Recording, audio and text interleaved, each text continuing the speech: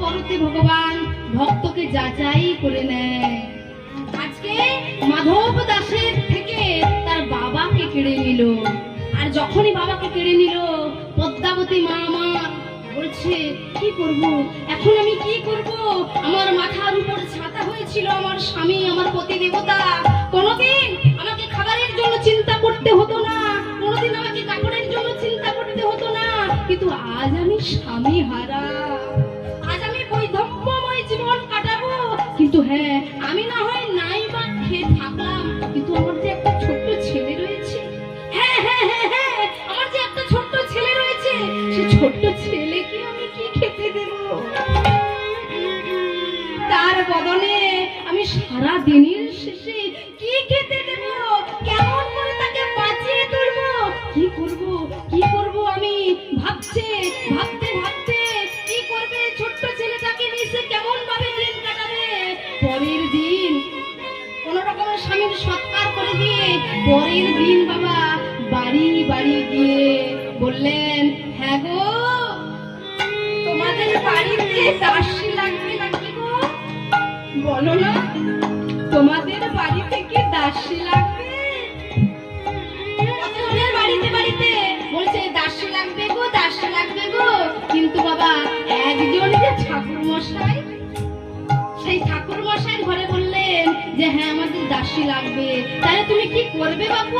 বলে হ্যাঁ আমি রান্না করে দেবো, বাসন মেজে দেবো, কাপড় কেচে দেবো, কিন্তু না আমি কোনো পয়সা নেবো না, তার বিনিময়ে সারা দিনের শেষে আমাকে দুটো খেতে দেবেন। আর আমার বাড়িতে আছে ছোট্ট 5 বছরের ছেলে, সেই ছোট্ট 5 বছরের ছেলেকে তার জন্য দুটো আমায় প্রসাদ দেবেন। ওই প্রসাদ আমি সারা দিনের শেষে আমার ক্ষুধার্ত ছেলের মুখে তুলে দেব। না না না, কোনো পয়সা দিতে হবে না, কোনো পয়সা দিতে হবে না। তাই ব্রজবাসের দ্বারে দ্বারে শ্রীক্ষেত্রের দ্বারে দ্বারে ভিক্ষা বৃত্তি করে।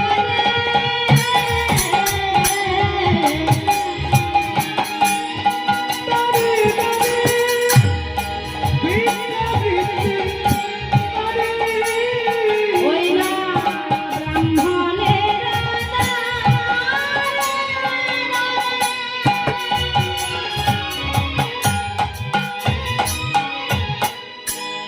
ভিক্ষা বৃত্তি করে।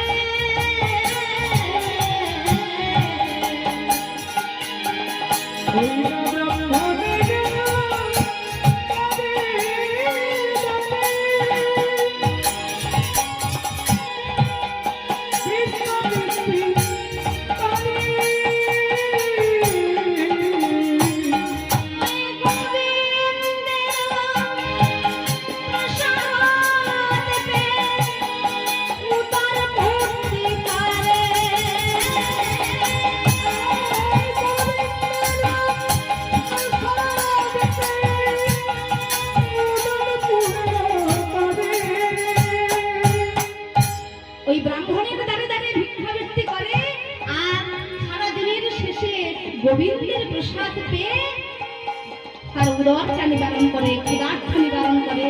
আর সারা দিনের শেষে তার ছোট্ট ছেলেকে ওই ব্রাহ্মণের বাড়ি থেকে প্রসাদ দেওয়া নিয়ে এসে ওই অন্ন ব্যঞ্জন তার ছোট্ট ছেলে 5 বছরের ছেলের মুখে বাবা তুলে দেয়।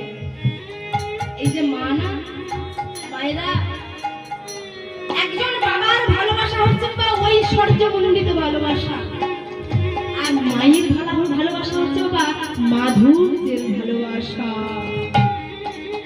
একজন বাবা বাবা পারে না 5টা সন্তানকে মানুষ করতে, কিন্তু একজন মা সে পারবে বাবা 10টা সন্তানকেও মানুষের মতো করে মানুষ করতে। সে পরের বাড়িতে কাজ করে হোক, কোথায় ঝিগড়ি করে হোক, কোথায় কাপড় কেটে হোক, কোথায় বাসন মেজে হোক, মা কিন্তু পারে না। আর তাই তো মা, এই যে ভগবান মা, মায়াকার মা, এই যে দুটো অক্ষর না, এই অক্ষরে ভগবান এতই সুধা দিয়েছে। আমরা মায়েরা জানি বাবা, ওই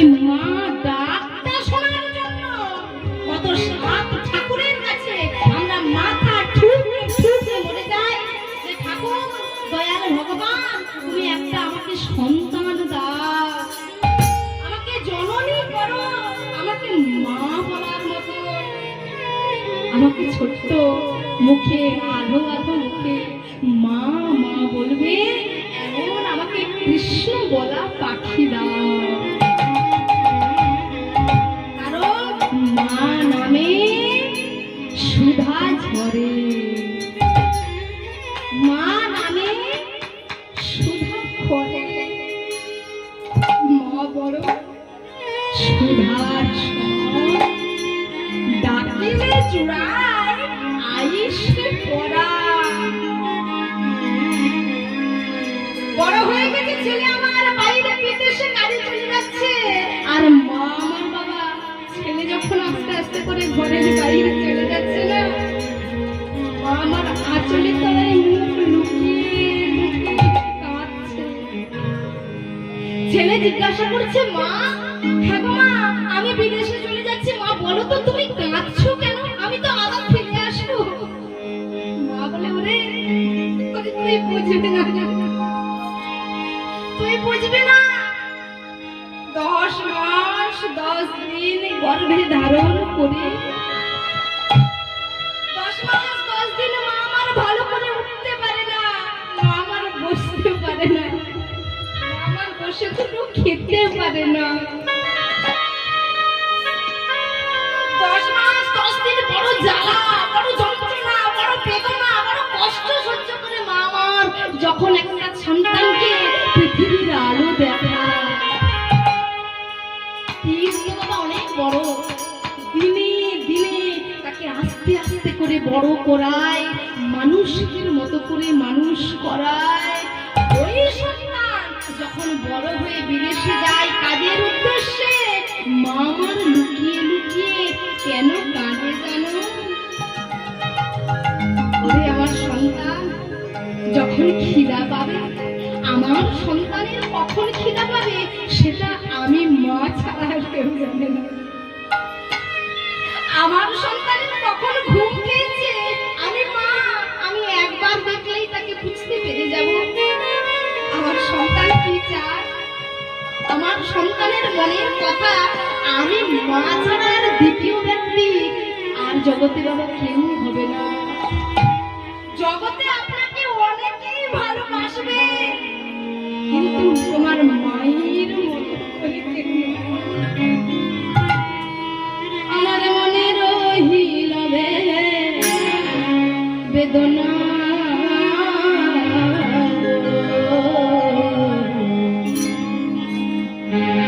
আমার মনে রহিল বেদনা।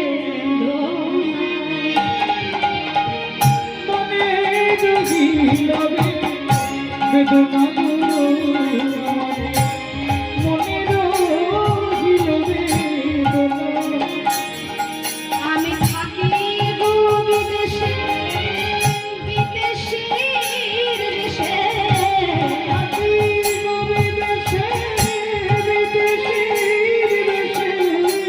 নানা মায়ের সঙ্গে দেখা হইল না।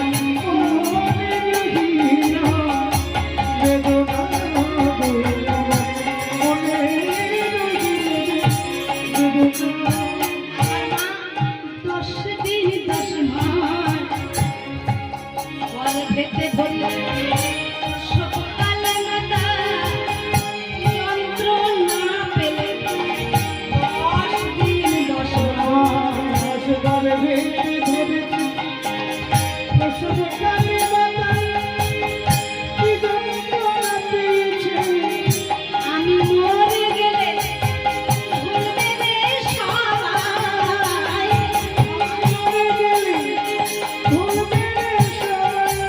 আমার মা জননী কোনদিন ভুলবে না, ভুলবে না।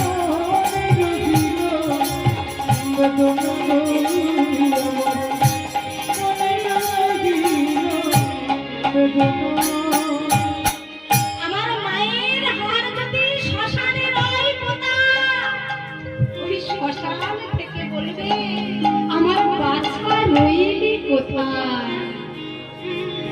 আমার মায়ের হাড়টা যদি শ্মশানের শেষ কোণেও পোতা থাকে না, ওই শ্মশান থেকে বলবে আমার বাচ্চার যেন মঙ্গল হয়।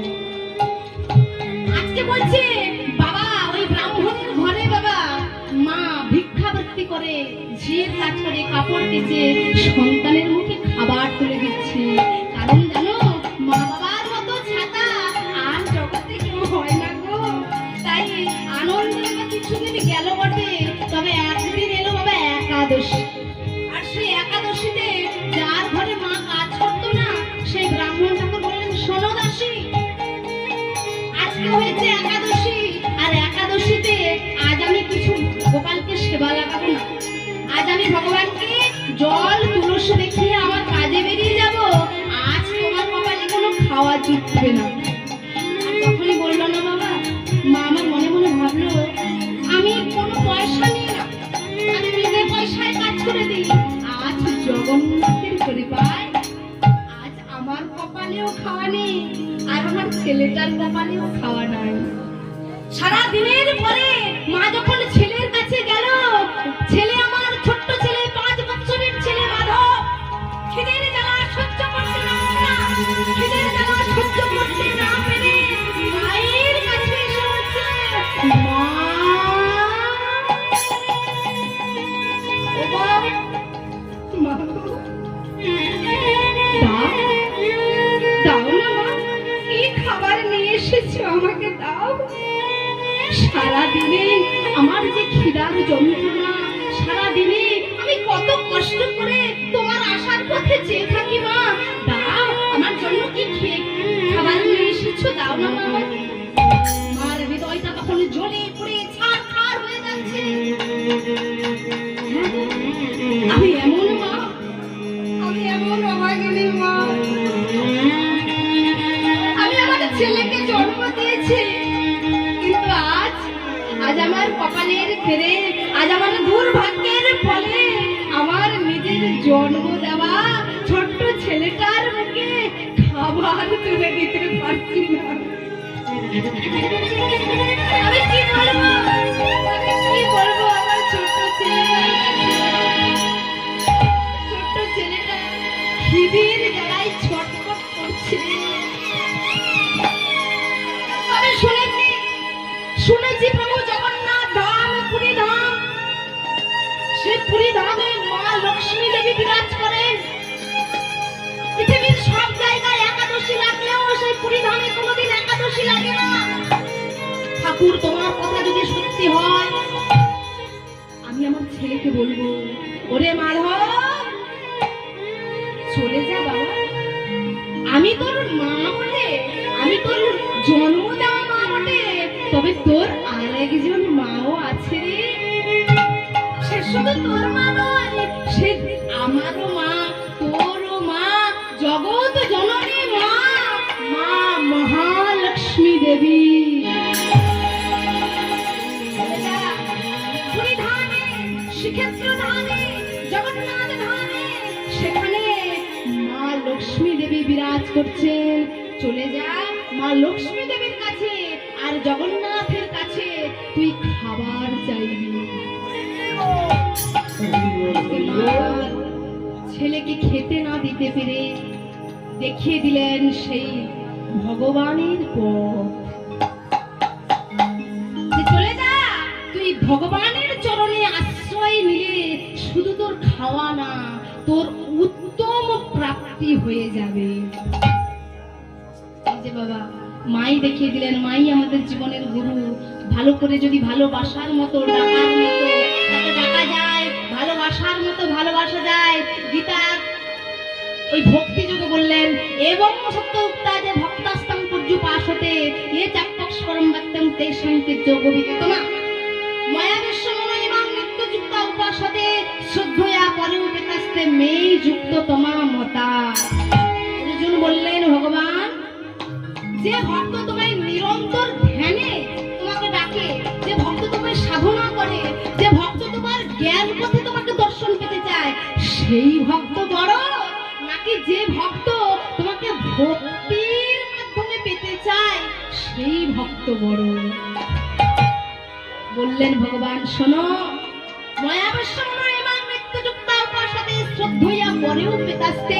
যে ভক্ত আমায় শ্রদ্ধার সঙ্গে, শ্রদ্ধা কাকে বলে?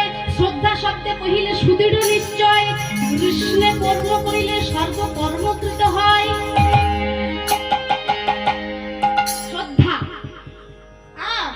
একদম শ্রদ্ধা কাকে বলে, ভক্তি কাকে বলে?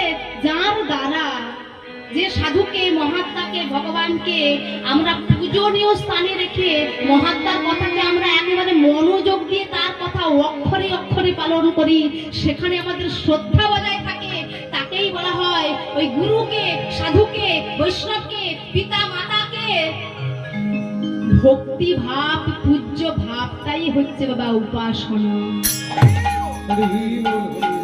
তাদের কথাকে আমাদের মনোযোগ দিতে হবে, মানতে হবে। তা যখনই বাবা মানবেন তখনই কিন্তু আপনার নাম হবে বাবা মানব। পৃথিবীতে মানব হয়ে জন্ম নিলে তাকে মানুষ বলে না, মানুষ হবে সেদিন যেদিন আসবে জ্ঞানীর চেতনা। ভগবান বললেন যে ভক্ত আমায় ভক্তির মাধ্যমে উপাসনা করে, সেই ভক্ত আমায় সারা দিনের শেষে একবার আমার সঙ্গে এসে কথা বলে, সারা দিনের শেষে একবার আমার কাছে নিবেদন জানায়, আত্মনিবেদন করে, সেই ভক্তই হচ্ছে আমার কাছে শ্রেষ্ঠ, জ্ঞানী নয়, যোগী নয়। তা যখনই বলে দিলেন বাবা চলে আসছেন মায়ের আদেশ নিয়ে, মাধব ছোট্ট ছেলে মাধব মায়ের আদেশ নিয়ে আসছেন জগন্নাথ ধামে, পুরী ধামে। জগন্নাথ স্বামী নয়ন পথগামী, নয়ন পথগামী ভব তুমি। জগন্নাথ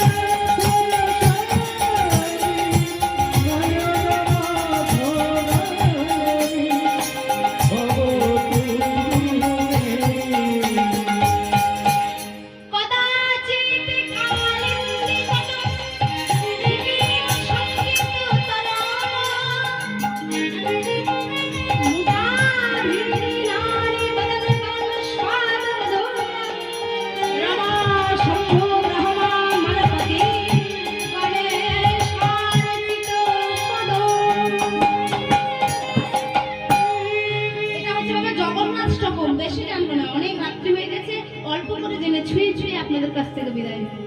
একটু যদি না বুঝি বাবা আমাদের এই কীর্তন করাটাই বৃথা হয়ে যাবে। বলেন কদাচিৎ কালিন্দী তট, কদাচিৎ কথার অর্থ হচ্ছে বাবা কখনো কখনো, সংস্কৃতে তাকে হচ্ছে কদাচিৎ। কখনো কালিন্দী তট অর্থ হচ্ছে যমুনা তীর, তট কথার অর্থ হচ্ছে বাবা তীর। তা কখনো কখনো যমুনার তীরে বিপিন সঙ্গীত তরল, বিপিন মানে হচ্ছে বাগান। ভগবান কৃষ্ণচন্দ্র আমার কখনো কখনো যমুনার তীরে বাগানে বাঁশি যখন বাজাতে, ওই বাঁশির সুরে সমস্ত কিছুকে তরল করে দিতে। ওই বাঁশির মোহন সুরে বাবা বৃন্দাবনে আকাশ, বাঁকা বাতাস, গাভী, পাথর, নদ, নদী সমস্ত কিছু মোহময় হয়ে যেত। তা কখনো কখনো বলিয়ারি বলিয়ারি বলিয়ারি এমন ভাবে বাঁশির সুর, বাঁশির মোহন সুরে এমন ভাবে মোহিত করতেন না, সকলকে তিনি মোহিত করে দিতেন। এমনই যে হচ্ছেন ভগবান কৃষ্ণচন্দ্র। কদাচিৎ কালিন্দী তট বিপিন সঙ্গীত তরল মুদাভিরি নারী মদন কমলেশ্বরাতম রূপ। ব্রজবাসীগণের মুখে মধু পান করতেন ভগবান কৃষ্ণচন্দ্র ভ্রমর স্বরূপ হয়ে। ভ্রমর যেমন ফুলে ফুলে ঘুরে ঘুরে উড়ে উড়ে মধু পান করে, ঠিক তদ্রূপ ব্রজবাসীগণদের যিনারা সাধন করেছিলেন, কৃপা করতে চেয়েছিলেন ভগবান, তাদের বদনের আস্বাদন করতেন, মধু আস্বাদন করতেন ভগবান কৃষ্ণচন্দ্র। কিন্তু হ্যাঁ, এটা ভাবলে হবে না যে ভগবান শুধুমাত্র বৃন্দাবনে গোপীদের নিয়ে লীলা করেছেন, তাই অনেকেই ভগবানের সম্পর্কে আমরা খারাপ কথা বলি, যে অনেকে বলি না কৃষ্ণ করলে লীলা আর সব লীলা। এত কথাই যাবো না বাবা, যে কথাটা আমাদের একদমই আস্বাদন করা উচিত, যেটা হচ্ছে বাবা কৃষ্ণচন্দ্র লীলা করেছে ঠিক কথা, কিন্তু এই দিকটাও আপনাদের দেখতে হবে যে তার পরের লাইনে বলে গেলেন যে রমা শম্ভু রহমা মারপতি গণেশার চিতপদ।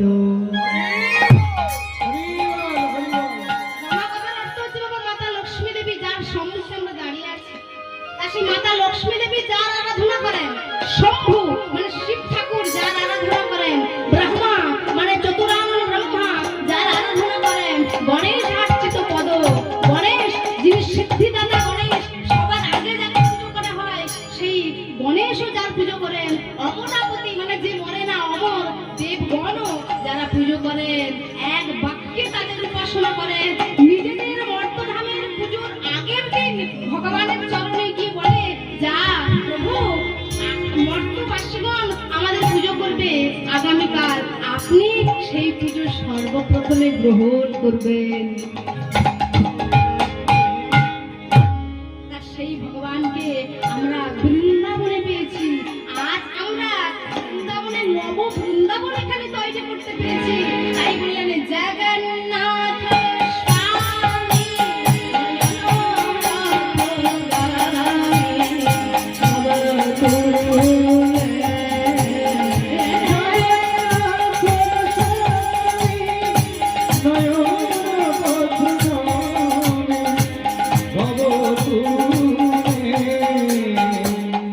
জগন্নাথ ধামে সেই ছোট্ট ছেলে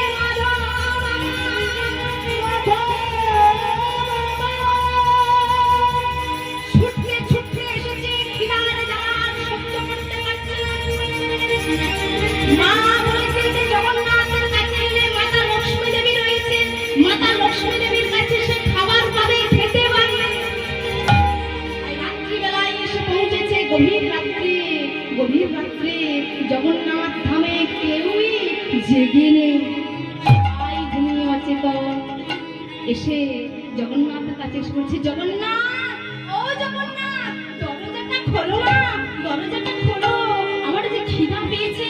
না না গো না, আর আমি খিদা যেন সহ্য করতে পারছি না, আর আমি পারছি না।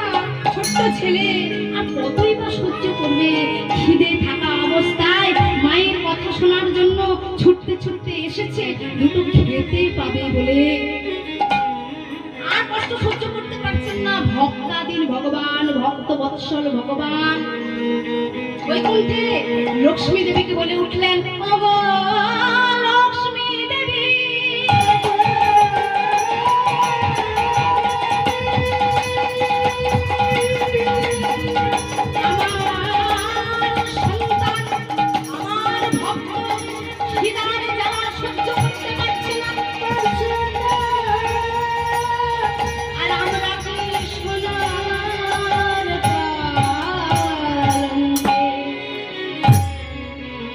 বসে ভাবতে পারি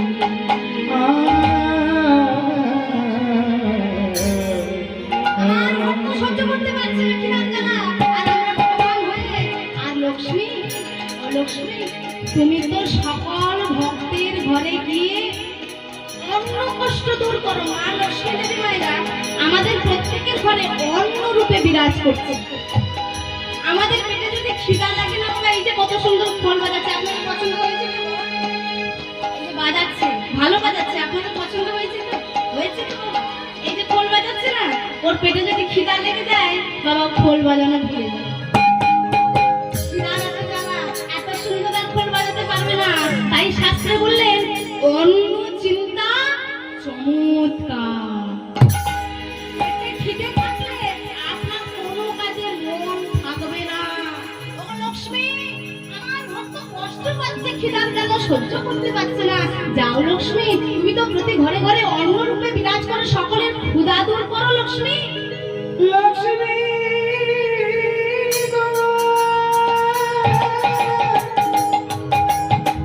যাও আমার ভক্তকে মাধবকে তুমি খেতে দিয়ে এসো। তাই গৌর হরি বল। ভগবানের আদেশ নিয়ে মাতা লক্ষ্মী দেবী আমার ওই জগন্নাথের কাছে যে স্বর্ণ থালায় জগন্নাথকে সেবা দেওয়া হয়, ওই স্বর্ণ থালাতে অন্ন ব্যঞ্জন ডাল তরকারি সমস্ত কিছু সাজিয়ে নিয়ে আসছেন মাধবের সম্মুখে। অন্ন প্রসাদ লইয়া লক্ষ্মী, অন্ন প্রসাদ লইয়া লক্ষ্মী হরিল গম, হরিল গম, হরিল গম।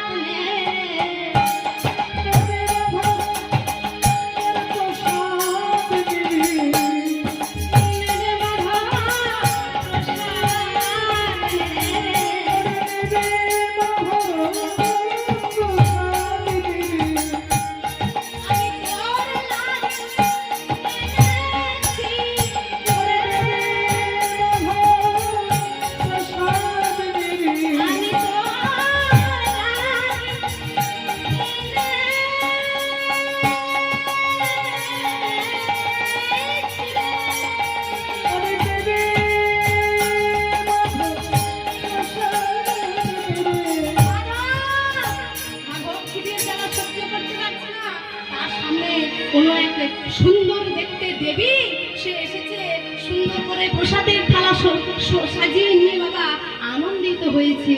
সুন্দর করে সম্মুখে যখন খাবার দেখতে পেয়েছে, মাধব আহা হা, কত সময় আমি খাই নাই গো, কত সময় আমার পেটে কত ক্ষুধার জ্বালা, আনন্দিত হয়েছে। আর সুন্দর করে মাতা লক্ষ্মী দেবী আমার বৈকুণ্ঠাধিপতি নারায়ণের সহধর্মিণী লক্ষ্মী দেবী নিয়ে এসে বলছে, মাধব এই মাধব এই নে, আমি তোর জন্য প্রসাদ নিয়ে এসেছি, অন্ন ব্যঞ্জন নিয়ে এসেছি, খা বাবা, তোর তো অনেক খিদা, তুই খেলে বাবা। আচ্ছা আমি না বলতে, তা আপনি কে বলুন তো? আপনি কে? বলে শোন, আমি কে তোর তো জানার দরকার নেই, আমি কে তোর জানার দরকার নেই, তোর জন্য আমি অন্ন ব্যঞ্জন ডাল তরকারি এনেছি, তুই সেবা করে নে বাবা, তোর অনেক খিদা লেগেছে, তুই খেয়ে নে। দেখো বাবা, ভগবানের কৃপা দেখুন, মা লক্ষ্মী দেবীর কৃপা দেখুন, ডাকার মতো ডাকলে, ভজার মতো ভজবার মতো ভজলে, সাধন করবার মতো করলে বাবা লক্ষ্মী দেবীরও কৃপা পাওয়া যায়, তার জ্বলন্ত প্রমাণ আজকে লীলার মধ্যে। চলুন সেই লক্ষ্মী দেবীর চরণ তলে যখন এসেছি আমরা মাতা লক্ষ্মী দেবীকে একটু স্মরণ করি।